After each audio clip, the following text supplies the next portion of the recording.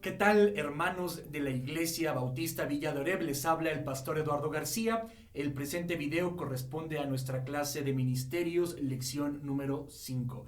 Les dejo la recomendación que cada clase les he dejado. Si por alguna razón o por cualquier motivo usted no ha podido ver las clases anteriores, les sugiero que le ponga pausa a este video y vaya a completar su estudio de las lecciones pasadas, porque este tipo de discipulado es un discipulado que va secuencial, así que se va entendiendo y el conocimiento va progresando y va aumentando y se va explicando clase tras clase. Así que si usted no ha visto algún video de los anteriores, le sugiero que lo haga. Vamos a orar para iniciar con la lección número 5 del curso de ministerios de nuestra iglesia. Padre, te damos muchas gracias porque en tus planes has dispuesto que nosotros podamos servir. No nos necesitas, pero por gracia y por amor decides necesitarnos, Señor. Gracias porque podemos ser parte del desarrollo, del crecimiento y del cumplimiento de tus planes y de tus propósitos. Señor, nos ponemos en tus manos para que nos des entendimiento, nos ponemos en tus manos para que nos des comprensión del tema, pero sobre todo, Señor, ruego para que mis hermanos y mis hermanas sean encendidas en su corazón por tu Espíritu para hacer más y mejores cosas en pro de tu reino. Señor, te lo pedimos todo esto, Señor, en el precioso nombre de Cristo Jesús. Amén. Lección número 5 del curso de ministerios se llama así: una iglesia saludable participando con nuestro ministerio personal. Repetimos ahora Efesios capítulo 4, pero esta vez el versículo 12, la parte número B o el número B o la letra número B, no hay número B, así que es Efesios 4:12b. Dice así: para la edificación del cuerpo de Cristo. Se dice que un ser vivo nace, crece, se reproduce y muere. En tanto que ya dijimos que la iglesia es un organismo vivo, podemos decir que la iglesia de Cristo, al igual que un ser vivo, nace, se desarrolla, se reproduce y se sigue reproduciendo para vivir para siempre. La iglesia se reproduce de muchas maneras. La iglesia se reproduce en discípulos, la iglesia se reproduce en nuevas iglesias, pero un rasgo primordial para entender la salud de la iglesia es verla desde este diagrama de desarrollo. Primero, la iglesia debe nacer, la iglesia se debe desarrollar y debe entrar en un proceso de constante reproducción. Repito, en otros discípulos o en otras iglesias. Una cosa es cierta de todo esto: mientras más sana es la iglesia, más posibilidades tendrá de reproducirse. Algunas veces nos preocupamos mucho por crecer como iglesia, pero la verdad es que deberíamos preocuparnos por ser una iglesia sana. El asunto es este: Dios no nos ha llamado a parecer iglesia. Si Dios nos hubiera llamado a parecer iglesia, entonces deberíamos de estar muy preocupados en las cosas que hacemos. Dios nos ha llamado a ser iglesia, de tal forma que es más importante lo que somos, nuestra identidad, nuestra sustancia, nuestro carácter como iglesia. Es más importante que las cosas que hacemos, porque repito, Dios no nos ha llamado a parecer iglesia, nos ha llamado a ser la iglesia de Él. Todo esto nos lleva a entender que cuando nos preocupamos por lo que es correcto, es decir, por ser iglesia, por ser la iglesia que Dios quiere que seamos, entonces el crecimiento es un asunto de Dios. No tenemos que preocuparnos por crecer, no tenemos que preocuparnos porque la gente no se vaya, no necesitamos preocuparnos porque la gente se quede, los nuevos que nos visitan en los cultos. No tenemos que hacer ninguna estrategia de convencimiento de ningún tipo, porque al ser lo que debemos ser, la consecuencia natural es que Dios nos permite crecer como iglesia.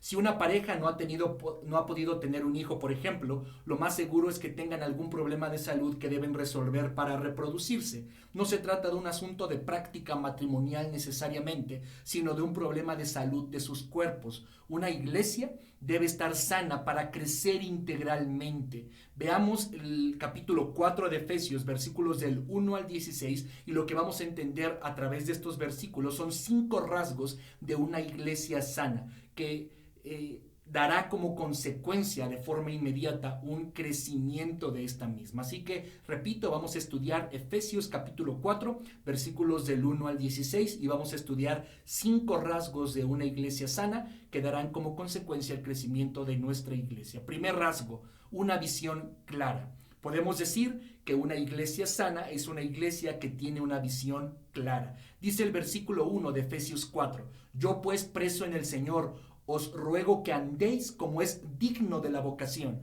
con que fuisteis llamados. La vocación o llamamiento tienen que ver con la visión que nos une. Una iglesia necesita tener una visión en pos de la cual caminar y por la cual vivir. Cada uno de los miembros de una iglesia necesita estar impregnado de la visión de la iglesia a la que pertenece. El apóstol Pablo, repito, dice así, yo pues preso en el Señor, os ruego que andéis. Y esta palabra de andéis podemos equipararla con la palabra vivir. Así que podríamos decir, yo pues preso en el Señor, os ruego que vivas como es digno. Es decir, que seas congruente entre tu vida y la vocación con la que fuiste llamado.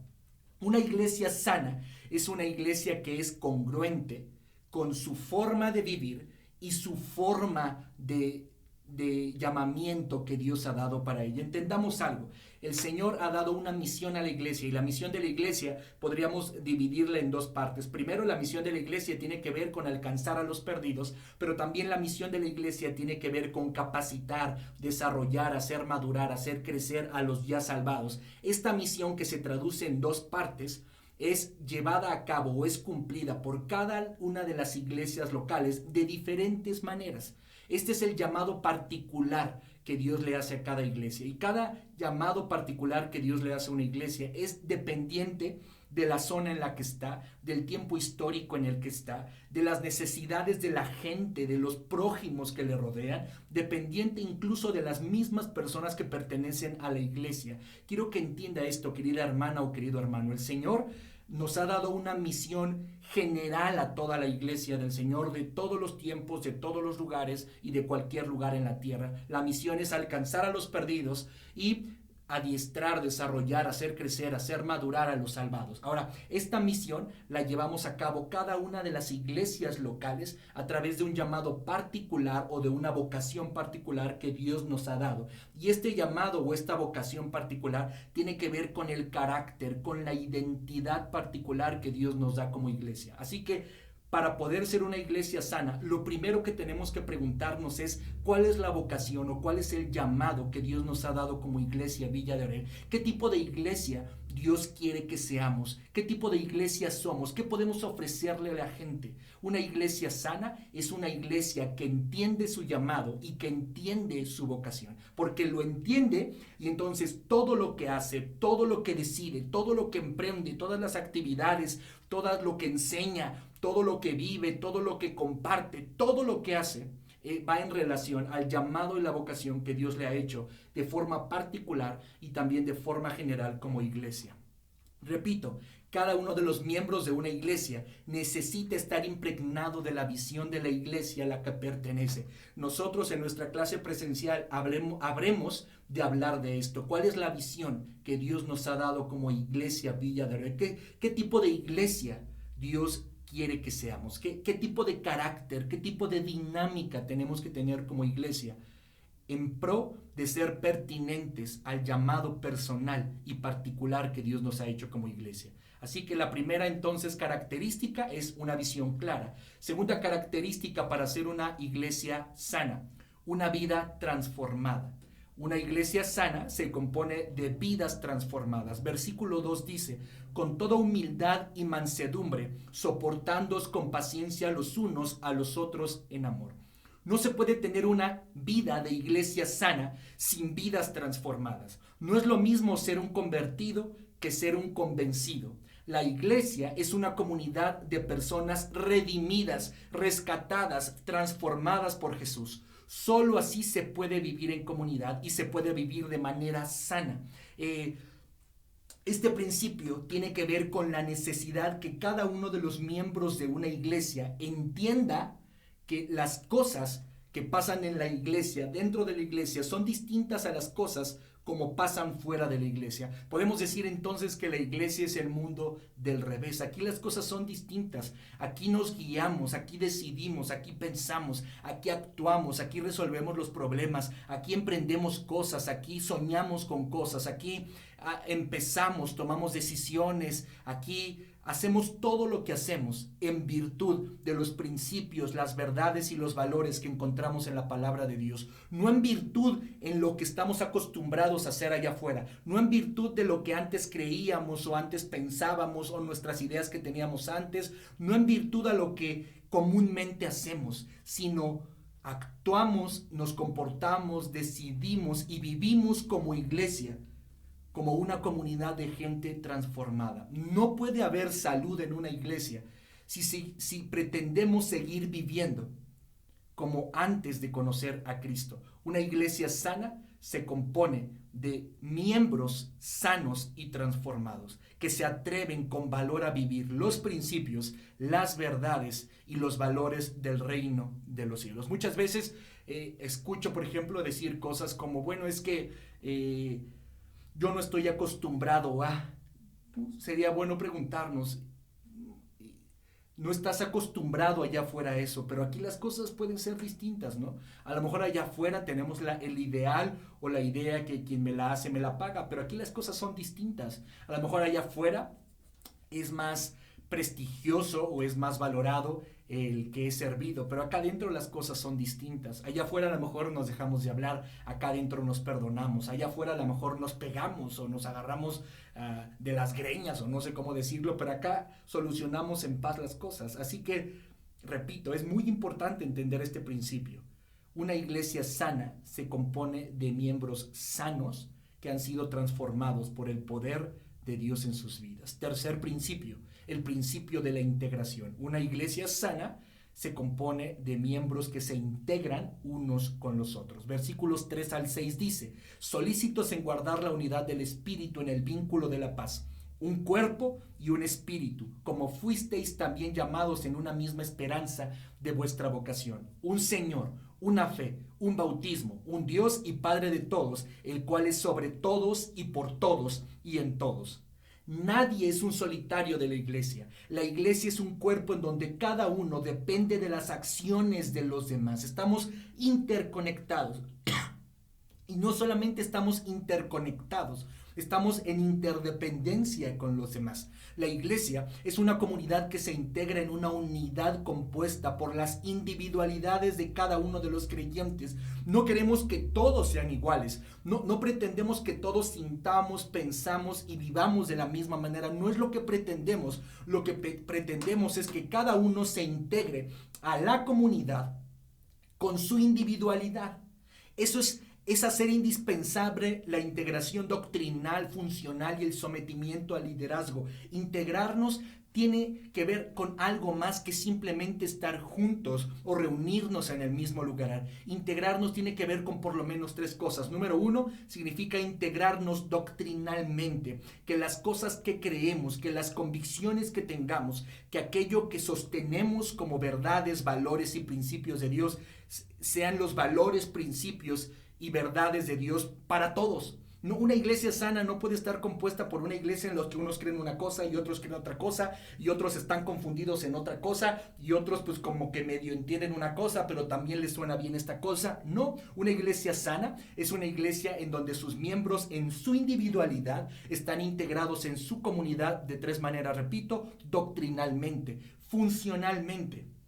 Es la segunda forma, funcionalmente, es decir, que hacemos lo que hacemos con un mismo propósito, jalamos hacia el mismo lugar. Y número 3, en sometimiento al liderazgo. Si no hay sometimiento al liderazgo, si no aprendemos con humildad a sobrellevar, obedecer, unirnos, trabajar hombro con el liderazgo de la iglesia, estaremos lejos de ser una iglesia sana. Una iglesia sana es, repito, una iglesia que se integra a través de la individualidad de cada uno de los miembros en una comunidad y se integra hacia tres parámetros. El parámetro doctrinal, creemos lo mismo. El parámetro funcional, actuamos, decidimos, emprendemos hacia una misma meta, jalamos parejo y hacia el mismo lugar. Y número 3, nos integramos al sometimiento del liderazgo de la iglesia. No, todo tiene un orden y debemos respetar el orden. Al respetar ese orden que Dios ha establecido, por cierto, en su naturaleza y en todos lados, Dios nos bendecirá siendo una iglesia sana, y eso llevará a la consecuencia de ser una iglesia que crece. Cuarto principio: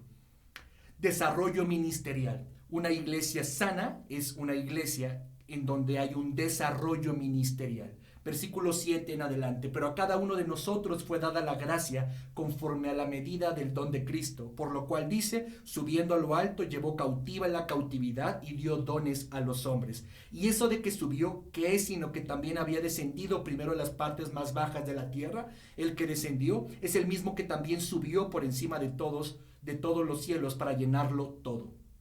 Todo mundo tiene algo que hacer en la iglesia. No hay un solo creyente que no tenga un ministerio específico en el cuerpo de Cristo. De la misma manera que en nuestro cuerpo humano tenemos muchos miembros y todos con alguna función específica, en la iglesia tenemos muchos discípulos y todos con algo que hacer para el beneficio de la obra. Así que si una iglesia sana pretende ser sana y continuar siendo sana o perpetuar su sanidad, es importante que cada uno de los miembros entienda su papel dentro del cuerpo de Cristo, su función dentro del cuerpo de Cristo, y la lleve a cabo. Somos distintos, por supuesto, somos completamente distintos, y en eso radica la riqueza de la iglesia. En la diversidad hay riqueza. No pretendamos que seamos iguales todos, no pretendamos que pensemos lo mismo todos.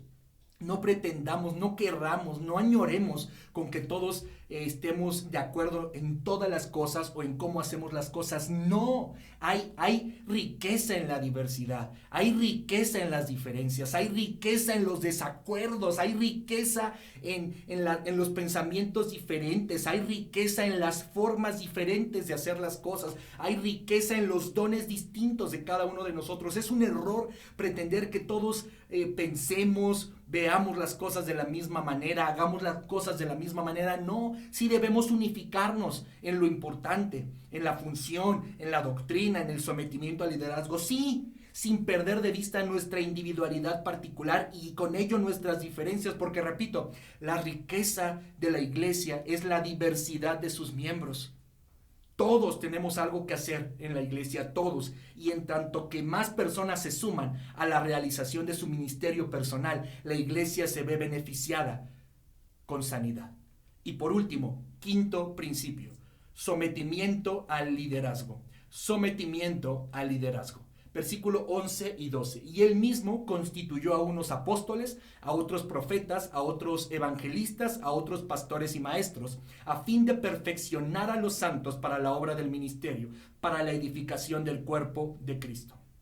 Dios dirige a su iglesia, pero en su proyecto ha incluido a hombres y mujeres que quiere usar en diferentes niveles y funciones. Los líderes o ministerios de soporte son importantes, es decir, Él ha escogido a algunas personas para unificar a su pueblo en pos de una misma visión. Los ejemplos del Antiguo Testamento son contundentes: Moisés, Josué, David, etc. Una iglesia no es sana sin un liderazgo sano. Un liderazgo sano no solo incluye a líderes sanos, sino a seguidores sanos. Y me atrevo a decir que no solamente incluye a seguidores sanos, sino una relación sana con esos seguidores. El proceso de liderazgo incluye ministerios de soporte y seguidores. Es importante que nos sometamos al liderazgo de la iglesia. Todos sabemos que Jesucristo es la cabeza de la iglesia, pero Él ha puesto a algunos líderes para que nos dirijan.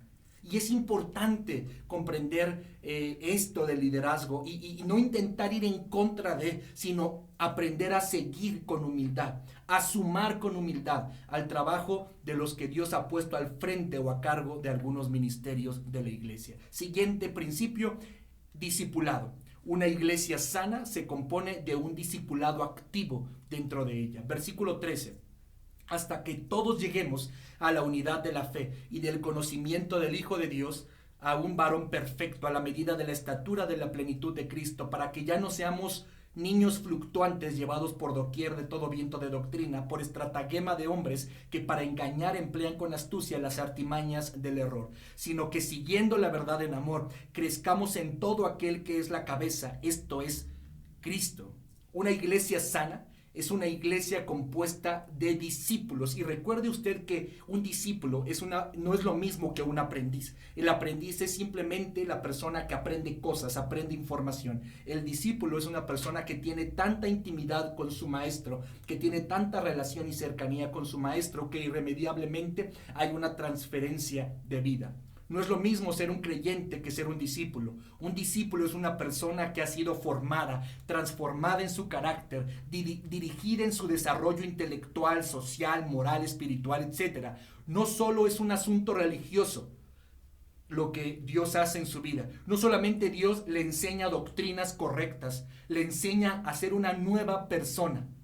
Lo que hace Cristo con una persona cuando llega a la iglesia no solamente es que sepa cosas correctas o que sepa verdades que antes no conocía. Lo que Cristo hace en los seres humanos cuando nos atrevemos a ser discípulos es que nos convierte en personas que antes no éramos. Es importante que cada creyente se someta a un proceso de discipulado, es decir, que establezca relación con otras personas, que establezca relación tal vez con el pastor, con algún líder o incluso con algún otro miembro de la iglesia. Y en este establecimiento de relaciones se pueda dar transferencia de vida, que los menos experimentados reciban vida de los más experimentados, que los que ya han atravesado por ciertas dificultades puedan transmitir su experiencia a los que apenas están atravesando por aquello o van a atravesar más adelante. Esto es la iglesia. Un lugar en donde hay una transferencia de vida continua. No solamente es un lugar en el que aprendemos cosas nuevas, no solamente es un lugar en el que aprendemos a creer lo correcto de Dios, es un lugar donde hay transferencia de vida de forma continua, unos con otros, adolescentes con niños, adultos con adolescentes, entre niños, entre esposos, entre solteros con casados, casados con solteros, entre personas de la tercera edad, con hermanos más jóvenes. Es decir, la iglesia es un lugar en el que se establecen relaciones que promueven la transferencia de vida. Desarrollo integral es el siguiente principio. Versículo 16, de quien todo el cuerpo bien concertado y unido entre sí por todas las coyunturas que se ayudan mutuamente según la actividad propia de cada miembro, recibe su crecimiento para ir edificándose en amor. El crecimiento de la iglesia no puede darse solo y no puede darse únicamente en una sola área. Crecimiento numérico, crecimiento encarnacional, es decir, en compromiso con el mundo, crecimiento de comunidad, unidad, crecimiento doctrinal, crecimiento en nuevas congregaciones, crecimiento en visión y misión. Una iglesia crece integralmente o no ha crecido realmente.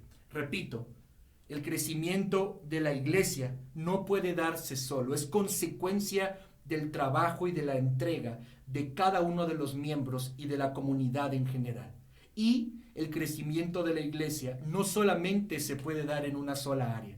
No solamente crecemos si somos más gente, no solamente crecemos si se diezma más, no solamente crecemos si atendemos más al necesitado, no solamente atendemos si hay más personas discipulándose, no. El crecimiento de la iglesia, si es un crecimiento sano, debe ser un crecimiento general e integral, es decir, debemos crecer numéricamente, debemos crecer en el compromiso de servicio a los que no son de la iglesia, debemos crecer en nuestro crecimiento de comunidad, en nuestra unidad, debemos crecer doctrinalmente, debemos crecer en nuevos discípulos, debemos crecer en nuevas congregaciones, debemos crecer financieramente, pero todo crece de forma igual en una iglesia sana. Así que estableciendo estos, yo dije que iban a ser 5 y me parece que han sido 7, estableciendo estos principios de lo que es una iglesia sana, les tengo la siguiente conclusión y desafío.